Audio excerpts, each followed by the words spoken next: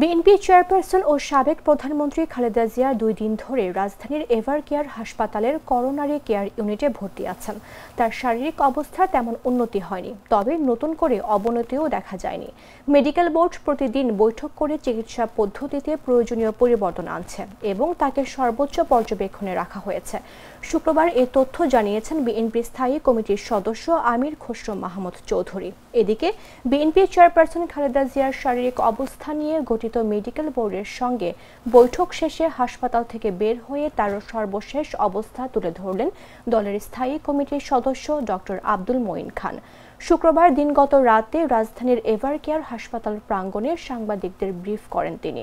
মঈন খান বলেন, আজ medical board বসেছিল।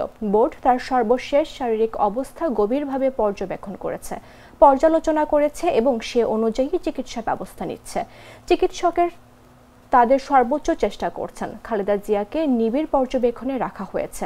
তার শারীরিক বিভিন্ন প্যারামিটার নিয়মিত স্টাডি করা হচ্ছে এবং প্রতিটি সিদ্ধান্তই সেই অনুযায়ী নেওয়া হচ্ছে। দুধার চকলেটে একাকার হয়ে ওঠা প্রাণ লেয়ার সম্পর্কের মিষ্টি ম্যাজিক।